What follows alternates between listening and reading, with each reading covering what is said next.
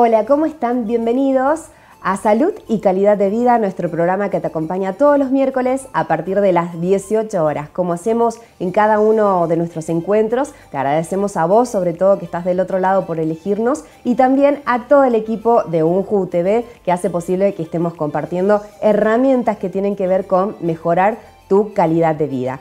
Hablamos en la jornada de hoy un tema muy importante que ya te voy a estar contando, que ustedes también estuvieron solicitando a través de las redes, pero quiero mencionar a quienes nos siguen acompañando con este hermoso look en Nikita, el arreglo del pelo, a la Martina Peluquería, los saludamos allí a Ariel, en el calzado, a Munina y a Mumis en el look de las uñas, las pestañas, todo lo van a ver en las redes, como decimos, en cada programa. Recordarte a vos también que estás del otro lado, que vas a poder escuchar, además de verlo en nuestro canal de YouTube y en las redes, vas a poder escucharlo en la 92.9 el día sábado a las 13 horas en nuestro podcast. Como siempre mencionamos, en diferentes plataformas para poder llegar a todos ustedes. Ahora sí, quiero detenerme en el tema del día de hoy que tiene que ver con las adicciones. Vamos a conocer diferentes tipos de adicciones, pero sobre todo hablar qué le pasa a los adolescentes, a los niños, sobre todo pensando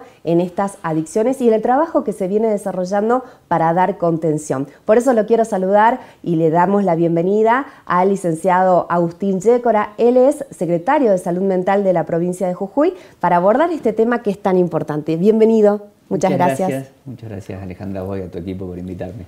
Un placer tenerte aquí en Salud y Calidad de Vida y hoy hablar acerca de las adicciones. Siempre mencionamos que nos preocupamos, pero tenemos que ocuparnos de los más chicos. Yo le comentaba fuera del micrófono al licenciado que en cuanto a las estadísticas hay que conocerlas, no alarmarnos, sino ocuparnos, decía, pero el número muchas veces te muestra de que cada vez más pequeños, en este caso 12 años, empiezan el consumo, ¿no? Pero ¿de qué es ese consumo? Bueno, esa es la pregunta que le queríamos realizar.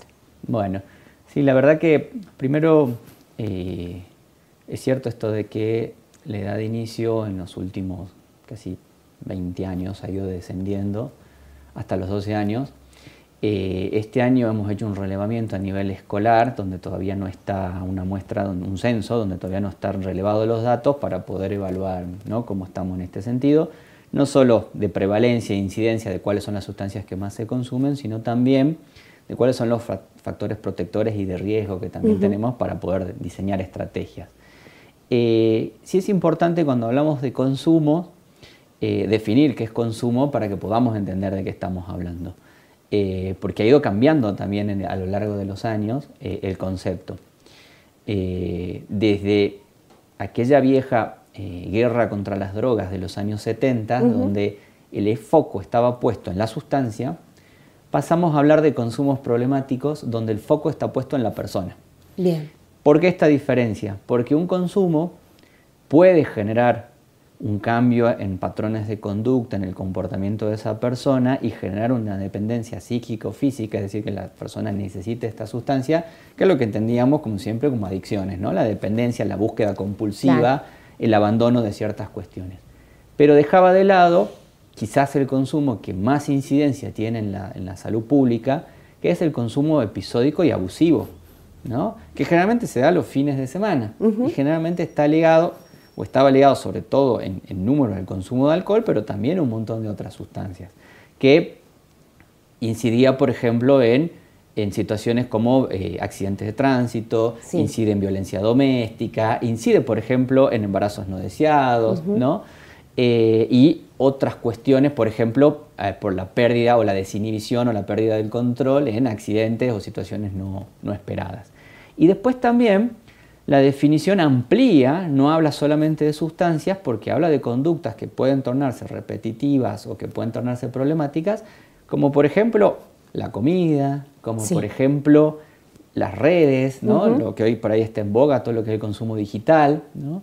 Porque muchas veces nos llama la atención, por ahí hablando de consumos digitales, una persona que gastó sumas importantes de dinero jugando, pero no nos llama la atención que estamos 8, 6 horas todos los días frente a una pantalla y eso también va generando una modificación, ¿no?, en nuestros patrones de conducta. Por eso se cambió el concepto de consumo problemático para ser más abarcativo en todas las etapas, porque fundamentalmente este consumo abusivo episódico es la mayoría del volumen del universo de personas que tienen algún problema asociado al consumo, y no necesariamente la dependencia, que claro que es un problema y hay que seguir abordándolo, pero además centrado en que la persona que sufre es no solo la persona, sino todo su entorno quienes están padeciendo esta situación, porque no solamente tiene los efectos directos de la sustancia, sino en realidad lo que va condicionando es la funcionalidad de esa persona y ese entorno, en su funcionalidad social, laboral, educativa, en sus relaciones, etc. ¿no? Entonces va condicionándolo, va modificando su habitualidad, ¿no?, en lo que estaba. Entonces, bueno, a partir de ahí es que ya hace muchos años han ido como cambiando las mediciones.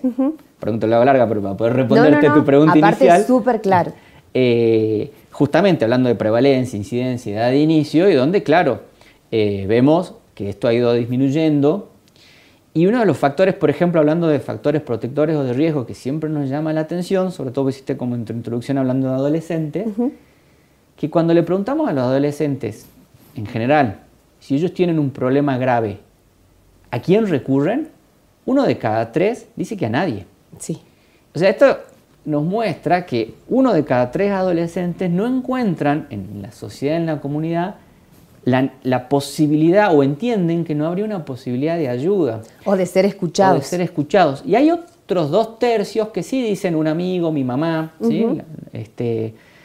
Y entonces es muy importante ahí justamente trabajar en otro eje que es fundamental, que tiene que ver con la comunicación, donde entran ustedes, donde es fundamental que nos ayuden, que tiene que ver en tratar de perder el miedo y trabajar sobre lo que se conoce como estigma, que son aquellos prejuicios, preconceptos, ¿no?, de que esto le pasa a algunos, y si les pasa es porque son malos, locos, peligrosos, y en realidad esto nos puede pasar a cualquiera, cualquier estrato social, cualquier edad, en cualquier lugar.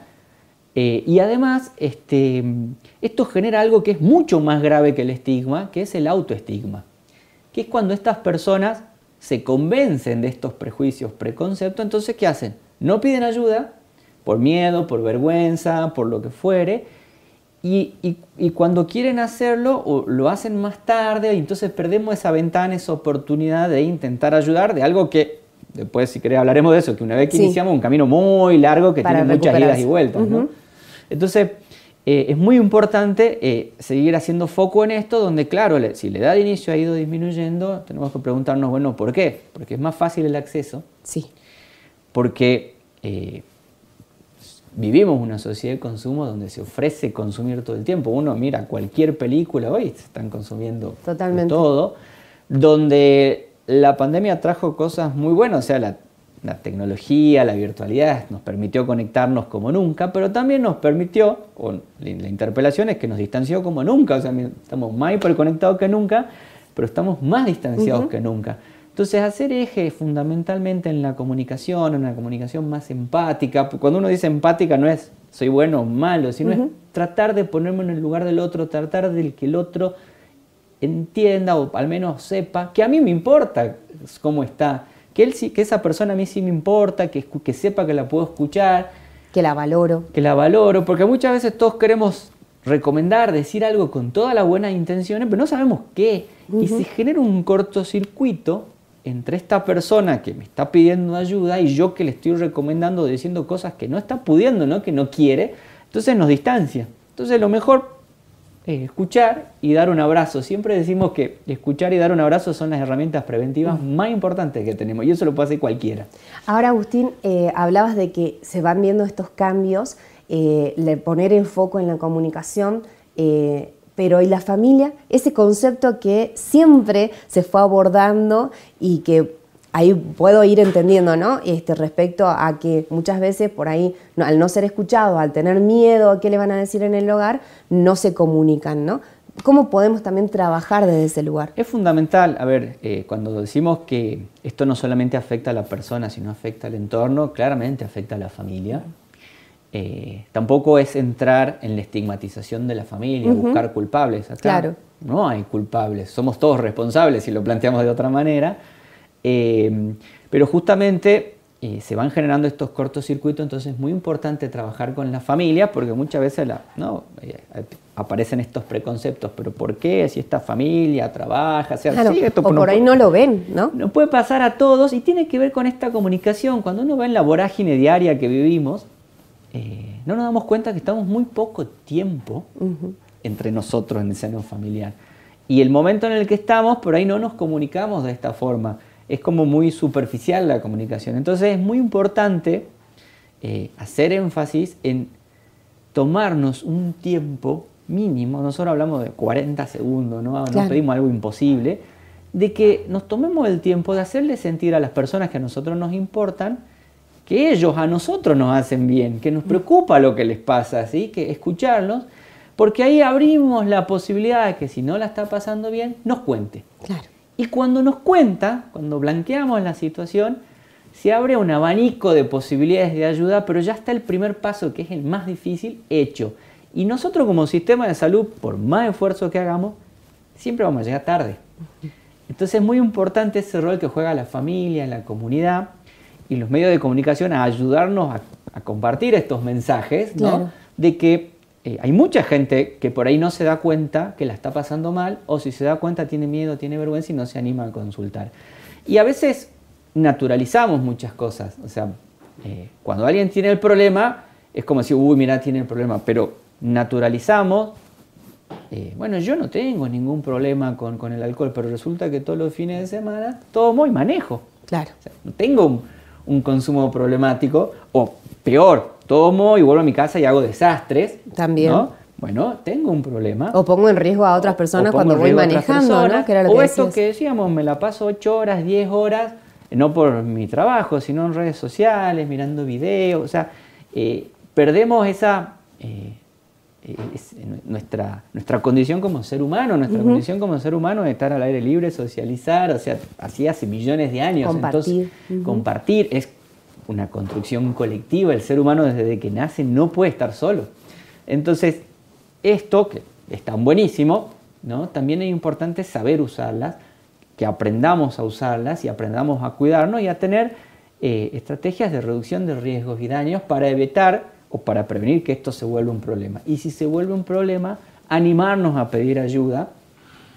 Y en ese inicio de pedir ayuda y un posible tratamiento estamos todos involucrados. No es solamente la persona, esto está demostrado con evidencia científica, que cualquier tratamiento de cualquier escuela o metodología que sea, hay diferencias si incluye o no incluye a la familia. Aquellos que incluyen la familia, incluso con asistencia intermitente o casi nula de la persona afectada, tiene efectos directos positivos en la persona mucho más que la no participación de la familia. Entonces la familia es clave en este proceso porque claro que es un proceso continuo que muchas veces uno pedagógicamente lo dibuja como un círculo donde en el medio está la persona, pero en realidad es un garabato porque vamos, venimos, volvemos, vamos. Tal cual. Porque acá la clave y lo único que ha demostrado tener evidencia es garantizar la continuidad de cuidado, es decir, no perder a esa persona, no bajar los brazos, independientemente de que volvamos 3 pasos para atrás, volvamos a subir, ¿no? Entonces un camino continuo y largo. ¿Qué estrategias le darías a las familias para poder abordar, ¿no? Hablábamos de adicción al alcohol, hablar de adicción a las redes sociales, a la tecnología, al cigarrillo. Ya vamos a detenernos también en el vapor, que está tan de moda, pero hablábamos de edades de 12 años donde también hay un cambio emocional, un cambio de etapa, una preadolescencia entrando a la adolescencia, un entorno estudiantil, ¿no? Si nos detenemos en Jujuy, donde los chicos ya quieren tener más permisos para hacer más actividades, hay un crecimiento. Estrategias para acompañar en esa etapa y no perdernos de vista esto, ¿no? Porque no es la idea prohibir, pero sí educar, darle información. Así es. Es muy importante lo que dijiste, porque la edad de los 12, 13, 14, 15 años es una edad bisagra, no solo en cambios fisiológicos, hormonales, ¿no? También el sistema nervioso central sufre grandes cambios, no por eso es la etapa donde mayores riesgos hay de poder empezar alguna enfermedad de salud mental que sea crónica y difícil, ¿no? Entonces el consumo de sustancias o patrones de conducta repetitivos, digamos, que tiendan al aislamiento, que tiendan a la no socialización, aumentan las posibilidades de riesgo de desarrollarlo. Entonces, y que pueden ser muy nocivas para la calidad de vida de esa persona, para la autonomía de esa persona, porque estamos en una etapa donde suceden un montón de cosas por primera vez, las buenas y las malas. ¿Sí? La primera pareja, la primera vez que se pelean con la pareja, o sea, muchas cosas que además se viven emocionalmente y psicológicamente como en un todo o nada, como lo mejor del mundo, lo peor del mundo. Sí. Es parte de esta etapa, eso no es patológico, pero bueno, eso nos expone a cuestiones. Y después vienen las cuestiones como más culturales o de que se asocia el hecho de consumir a ser adulto, se asocia el hecho de tomar ciertos riesgos como una forma de aceptación de pares, ¿no? Hay un montón de cuestiones que también suceden a nivel sistémico de desafíos, que no me vuelve el mejor hacer esto. Bueno, hay un montón de cuestiones y donde, sumado a esto que hablábamos al principio, donde parece que compartimos, pero en realidad no compartimos nada, vamos a mundos paralelos, inclusive de nuestras parejas, ¿no? No es solamente con los adolescentes, digamos, creemos que sabemos todo y en realidad vivimos muy poquito tiempo juntos, entonces ahí vuelve a ser fundamental la comunicación. Y animarnos a hablar de estos temas, y animarnos a hablar, si estamos hablando de una edad de inicio de 12 años, antes de los 12 años, para anticiparnos, para prevenir, para promover otras actividades que también le compiten a esto, ¿no? El deporte, el arte, la cultura, que son herramientas que de por sí promueven no solo el desarrollo físico, intelectual, artístico, sino también la socialización, el desarrollo de habilidades, neuromotor, etcétera, etcétera. Entonces también promover esos espacios que en realidad lo que están promoviendo es participación y actividad, ¿no? Y hablar y acompañar todos estos procesos. Sabemos que en situaciones, carnaval, la fiesta de los estudiantes, sabemos que se consume y se consume mucho. Bueno, hablar del tema, ¿sí? Claro. No de negarlo, no te metas ahí, sino pará, escuchame, esto es así, ¿por qué? Por esto, por lo otro, si ya lo hiciste, bueno, no importa, no te voy a retar, pero sabes que para adelante cuídate, porque te estás cuidando vos, lo estás cuidando a tus amigos, bueno, tratar de ir También por ahí no creer que nuestro hijo no lo va a hacer, ¿no? Porque muchas veces nos ponemos en el lugar, nos preguntamos como papás o como tutores, porque por ahí es un abuelo, un tío, él no lo va a hacer, él no lo hace, y incluso hasta dónde le doy información. Y hoy está tan abierto con internet todo, que tienen el acceso inmediato, que muchas veces por ahí creemos que no saben cierta información y sí la saben. A ver, la prevalencia de consumo de alcohol y la incidencia que vendría a ser el alcohol que se recomienda, que las personas dicen, que los estudiantes dicen haber consumido en el último año, ya hace 30 años, habla de que están entre un 80 y un 70%, o sea, es amplio, ¿sí? Después sigue el tabaco en un 50%, después en estos últimos tiempos se ha ido sumando la marihuana y después vienen todo tipo de sustancias, ¿sí? O sea que esto de que algunos lo hacen y otros no, lamentablemente es algo que convive con nosotros, que se ha como arraigado en nuestra cultura y que se ha como naturalizado. Bueno, esto lo ha vuelto endémico desde el punto de vista epidemiológico, lamentablemente está instalado, ¿sí? Quizás el consumo de nuevas sustancias, como el paco, la pasta base, la cocaína, estas sustancias ilegales, sí se han ido, sobre todo del 2001 para acá, se han ido como instalando, y hoy son una epidemia, ¿sí? O sea, tienen una incidencia por arriba de lo esperable. Que si bien son muy bajitos los valores, porque estamos hablando del 1,5, 4%, depende, varía la muestra, etcétera, pero nos dice que acá están, digamos, ¿no? Y en edades muy tempranas, claro que va generando todo. Entonces, todos nuestros adolescentes y toda la sociedad estamos expuestos. Es muy fácil acceder tanto a sustancias legales como ilegales. Más allá que vos digas, el alcohol se supone que se vende a partir de los 18 años. Bueno, se consume, se accede. Las redes, ¿cómo hacemos para manejarlas? Bueno, entonces es muy importante hablar, ¿sí? Es muy importante hablar, perderle el miedo a pedir ayuda, a consultar. A veces uno dice, bueno, pero no quiere ir, bueno, pero podés consultar vos, ¿sí? Que esa primera escucha, esa orientación puede abrir un abanico de posibilidades a buscarle la vuelta. No todos somos iguales, no a todos le vamos a entrar por los mismos lugares. Y además, con esto que decimos, si la continuidad de cuidado la vamos a garantizar yendo, viniendo, volviendo, o sea, tratando de estar todo el tiempo, no hay alguna receta única, lineal, claro, que funcione para todos. Entonces tenemos que ir como buscando ese traje a medida, bueno, y adaptándola a las diferentes circunstancias. El adolescente con sus vivencias, niños más jóvenes con las suyas, adultos jóvenes, que también nunca los nombramos y sí, se consume mucho.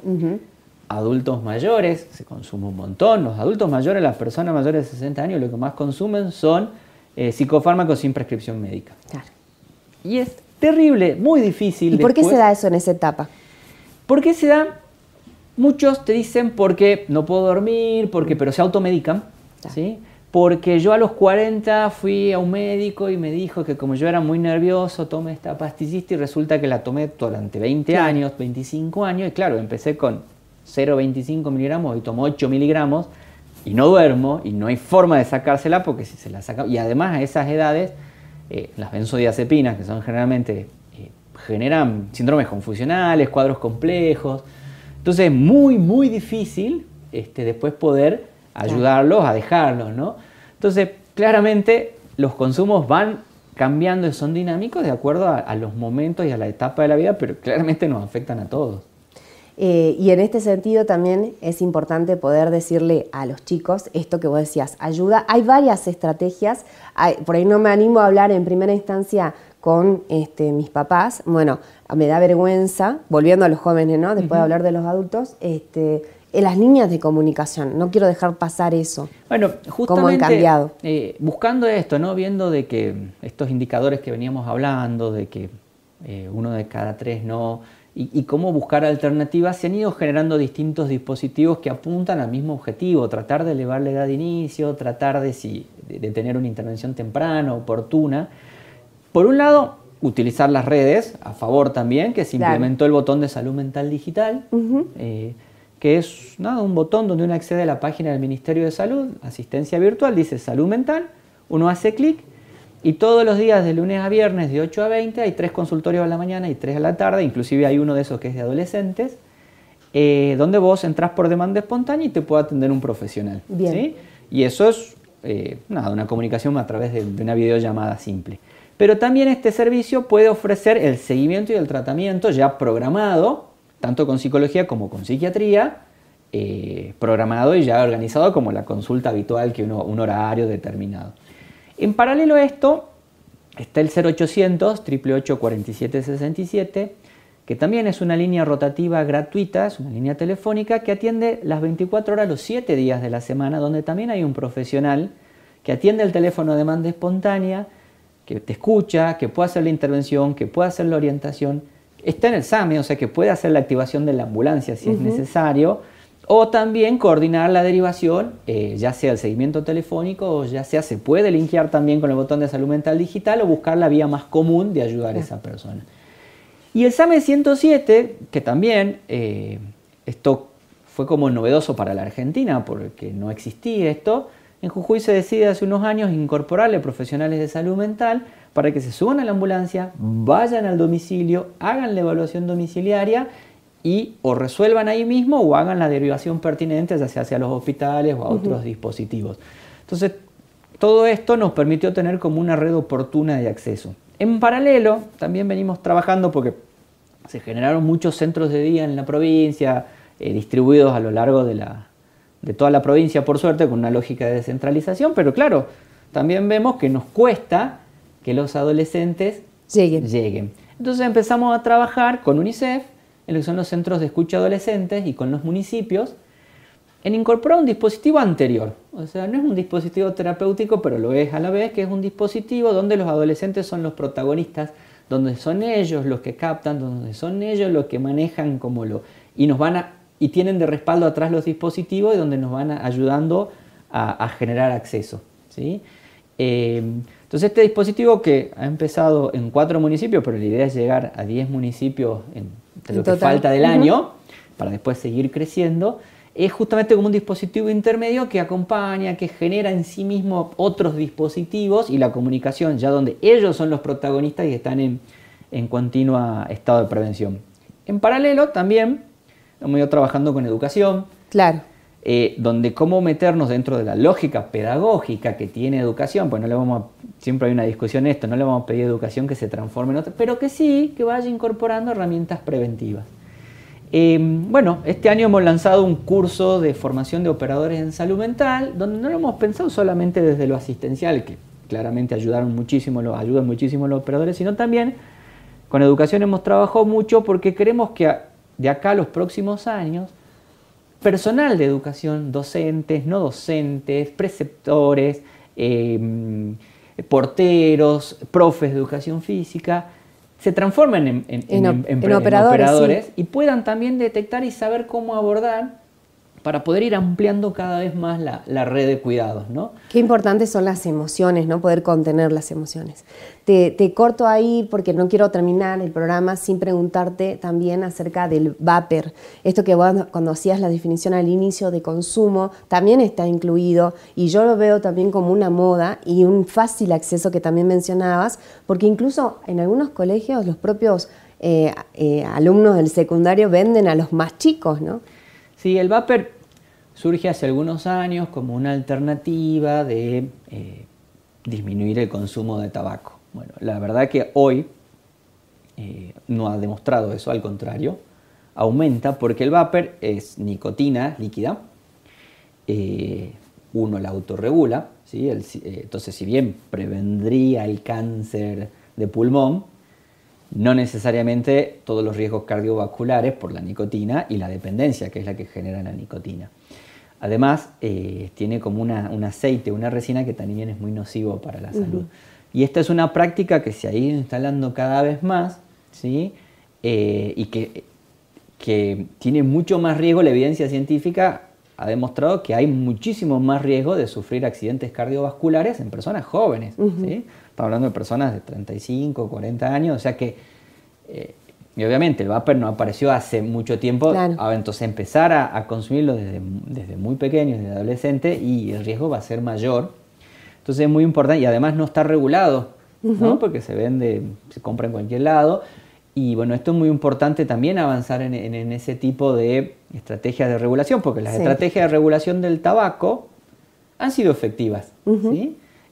Han ayudado a disminuir sobre todo el fumador pasivo, sobre todo han ayudado. Bueno, acá también tenemos que empezar en estrategias de regulación, que lamentablemente se tienen que dar también en el seno nacional, discusiones importantes, pero nosotros hoy tenemos la herramienta que volvemos a hablar de introducir en la agenda de nuestra vida cotidiana este tema de tener cuidado, de no iniciar por ahí porque es muy riesgoso. Y adictivo. Genera muchísima dependencia porque uno va regulando, entonces uno va subiendo el nivel de nicotina, porque la nicotina, para generar dependencia, genera tolerancia, es decir, no me produce el mismo efecto. Entonces, al consumirla tengo como una sensación de bienestar, pero rápidamente a los 5 minutos tengo la necesidad física de volver a consumir. Entonces, esto va volviendo que sea dependiente, ¿sí? Lo hace muy difícil. Agustín, te agradezco muchísimo, seguramente este tema lo vamos a seguir abordando, pero te agradezco por haber estado en Salud y Calidad de Vida y te pido que le puedas decir a la gente, a los papás que te escuchan, algún mensaje respecto a este tema que es tan importante, y me encantó cómo lo hiciste el abordaje al inicio, de no hablar de adicciones sino del consumo en particular, ¿no? que abarca todo. Bien, agradecidos somos nosotros siempre porque que nos inviten, que nos permitan comunicar, nos permitan proponer otra alternativa, ¿no? Porque como decíamos al inicio, esto siempre ha estado atravesado con tabúes y prejuicios, que no tener vergüenza, esto es algo que nos puede pasar a todos, ninguno estamos exentos de que esto nos pueda suceder, de tener siempre fe y esperanza de que se puede salir. Hay mucha gente que ha salido. A veces en pequeños actos, como decíamos recién, de escuchar y abrazar, no nos damos cuenta que estamos salvando vidas y no necesito ser un especialista para hacer eso. Y obviamente cuando esa persona se abra y nos cuenta, a animarnos a pedir ayuda en las diferentes formas, porque yo conté algunas, pero después siguen las habituales, los hospitales, los centros de salud, los centros especializados, o sea, hay mucha oferta de diferentes formas, de vías de acceso, pero siempre animarnos a hablar del tema de esta forma como lo intentamos hacer, ¿no? Centrándonos en la persona, con un enfoque humano, ¿sí? Y no tanto científico de cuál sería el efecto o no que la sustancia me genera, sino de que esa persona no la está pasando bien. Exacto. Y necesita de todos, ¿sí? Y que las puertas, bueno, del Ministerio de Salud siempre van a estar abiertos para tratar de poder ayudar a más gente, porque necesitamos que la comunidad nos ayude para poder llegar a más gente. Muchísimas gracias por haber estado en Salud y Calidad de Vida. No, muchísimas gracias a ustedes por la invitación. Nosotros nos reencontramos en el próximo programa con más de salud y calidad de vida, con más herramientas. También aceptamos sus propuestas acerca del abordaje de temas aquí en el programa. Muchas gracias.